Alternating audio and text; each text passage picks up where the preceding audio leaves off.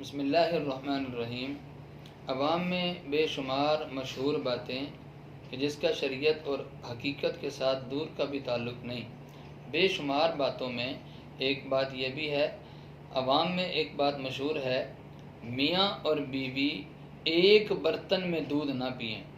اگر ایک برتن میں دودھ پی لیں گے تو اس کا مطلب کہ یہ دودھ شریک بہن بھائی بن گئے۔ کتنی بڑی غلطی ہے۔ دودھ شریک بہن بھائی وہ ہوتے ہیں جو ایک عورت کا دودھ پئیں۔ برتن میں دودھ ہے، روزانہ گھر میں دودھ آتا ہے، جانور کا دودھ پیا جا رہا ہے، تو اس کو بھی یہ سمجھنے لگے ایک برتن میں پئیں گے تو وہ دودھ شریک بہن بھائی بن گئے، حالانکہ ایسا بالکل بھی نہیں ہے۔ نبی پاک صلی اللہ علیہ وسلم کا حضرت عائشہ سے اتنا پیار تھا کہ حضرت عائشہ رضی اللہ تعالی عنہا جس برتن میں پانی پیتی تھی، نبی پاک صلی اللہ علیہ وسلم اسی برتن میں، اور بلکہ جس جگہ پر حضرت امی عائشہ کے ہونٹ مبارک لگتے تھے اسی جگہ پہ نبی پاک صلی اللہ علیہ وسلم اپنے ہونٹ مبارک لگا کر اور بلکہ حضرت عائشہ کو دکھا کر پانی پیتے تھے۔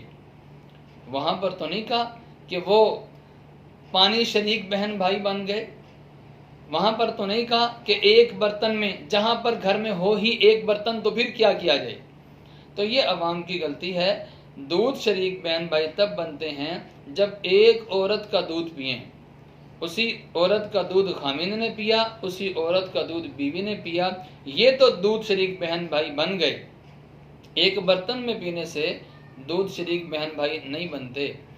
اسی طرح عوام کے اندر ایک بات یہ بھی مشہور ہے کہ جب تک میت گھر میں رکھی ہو اس وقت تک کھا نہیں سکتے، پی نہیں سکتے۔ میت کو دفنانے کے بعد جب گھر آئیں گے اس وقت کھانا پینا ہے، یا جب دفنا دیا اس وقت رابطہ کر کے بتاتے ہیں ہاں بھائی ڈیڈ باڈی کو دفن کر دیا گیا ہے، اس کے بعد گھر میں کھانا شروع ہوتا ہے۔ حالانکہ ایسی بات بالکل بھی نہیں ہے۔ اگر کسی وجہ سے میت کو گھر میں دیر ہو گئی، قبر ابھی تیار نہیں ہوئی، یا کوئی اور مسئلہ کہ جنازے میں تاخیر ہے، جنازہ لیٹ ہے، میت گھر رکھی ہوئی ہے، فوتگی صبح سے ہوئی ہے، جنازہ عشاء کے بعد ہے، اگرچہ اتنی دیر کرنی نہیں چاہیے لیکن کسی وجہ سے دیر ہو جائے، اب جتنی دیر تک میت گھر میں رکھی رہے گی تو اس کا مطلب کھانا پینا چھوڑ دیں۔ چاہے بھوک کی وجہ سے ایک میت نہیں کتنی میت یہاں سے نکلیں، کیا پتا بھوک کی وجہ سے کتنے بے ہوش ہو کے گرے پڑے ہوں اور کتنوں کی یہاں پہ لائن لگی ہو ڈیڈ باڈیوں کی۔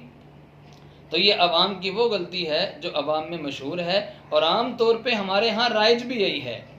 اس سے پہلے کھانا نہیں کھائیں گے، اس سے پہلے کھانا کھانا یا پانی پینا گناہ سمجھا جاتا ہے۔ گھر والوں کا دل نہیں کر رہا کھانے کو الگ بات ہے، بلکہ دوسروں کو چاہیے گھر والوں کو کھلائیں۔ انہوں نے کیا پتہ کب سے کھانا نہیں کھایا، کیا پتہ کب سے پانی نہیں پیا، ان کو کھانا کھلائیں، ان کو پانی پلائیں۔ صرف یہ سمجھنا کہ دفنانے کے بعد کھانا کھائیں گے، یہ عوام کی غلطی ہے۔ اسی طرح میت کو غسل دیتے ہوئے نئے برتن خریدنا ضروری سمجھا جاتا ہے۔ میت کو غسل دینا ہے، اس کے لیے جگ بھی نیا ہو، اس کے لیے برتن نیا ہو، ٹب نیا ہونا چاہیے، تو اس کے لیے نئے برتن خریدنا، اس کو ضروری سمجھنا یہ غلطی ہے۔ گھر کے استعمال والے برتن بھی میت کے لیے استعمال کیے جا سکتے ہیں، اس میں کون سی حرج کی ایسی بات ہے، اور کوئی ناپاکی والی بات نہیں ہے۔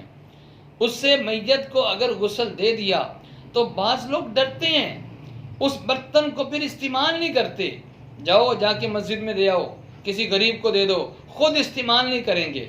حالانکہ خود استعمال کرنے میں حرج کوئی نہیں، اپنے استعمال والے برتن میں میت کو غسل دیا جائے تو اس میں بھی کوئی حرج نہیں ہے۔ اسی طرح میت نے جو کپڑے پہنے ہوئے ہیں، جن کپڑوں میں اس کی وفات ہوئی ہے، ان کپڑوں کو خیرات کرنا ضروری سمجھتے ہیں کہ اب ان کپڑوں کو نہیں رکھیں گے، ان کو خیرات کیا جائے گا، ان کو گھر میں نہیں رکھنا۔ حالانکہ یہ بات بالکل غلط ہے۔ جو کپڑے میت کے بدن پہ ہیں وہ کپڑے میت کے فوت ہونے کے بعد، آدمی کے فوت ہونے کے بعد اب وہ وراثت بن چکی ہے ان کی اولاد کی، اولاد جیسے چاہیں کریں، لیکن یہ سمجھنا کہ اب اس کو خود استعمال نہ کریں، آگے خیرات کر دیے جائیں، ایسا سمجھنا بھی عوام کی غلطی ہے۔ شریعت میں ایسی کوئی بات نہیں اور اس کا حقیقت کے ساتھ بھی کوئی تعلق نہیں۔ اسی طرح مرنے کے بعد جب میت کو کفن دیا گیا تو کفن کے اندر کوئی شجرہ رکھنا، شجرہ نسب کسی بزرگ کا رکھ دیا، عہد نامہ رکھ دیا یا کوئی آیت لکھ دی اور اس کو ضروری سمجھنا کہ شاید اس کی وجہ سے بخشش ہو جائے گی۔ فرشتے اتنے بھولے بھالے نہیں ہیں، وہ آئیں گے قبر کے اندر اور دیکھیں گے اس کے کفن میں شجرہ رکھا ہوا ہے کسی بزرگ کا اور اس کی وجہ سے اس کو معاف کر دیں، یا اس کے اندر عہد نامہ رکھا ہوا ہے یا قرآن کی کوئی آیت رکھی ہوئی ہے اس کی وجہ سے اس کی بخشش کا فیصلہ کر دیں۔ فرشتے اتنے بھولے بھالے نہیں ہیں، وہاں پر تو سوال جواب ہوں گے، تمہارا رب کون ہے، تمہارا نبی کون ہے، تمہارا دین کیا ہے۔ اگر جواب نہ بن پائے، جواب نہ دے سکا تو یہ شجرہ نسب کچھ نہیں کر سکتا، یہ عہد نامہ کچھ نہیں کر سکتا۔ سلیبوں پر کلمہ لکھنا ضروری سمجھتے ہیں کہ سلیبوں پر کلمہ لکھا جائے؟ اللہ کی قسم اگر اس کے دل پہ کلمہ لکھا ہوا ہے، سلیبوں پر کلمہ لکھنے کی کوئی ضرورت نہیں۔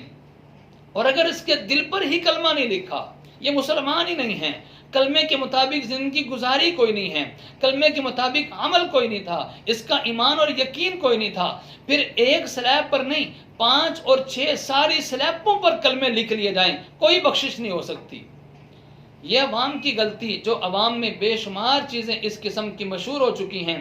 اللہ سے دعا اللہ تعالی ہم سب کو صحیح سمجھ بھی عطا فرمائے اور صحیح دین پر عمل کی توفیق عطا فرمائے۔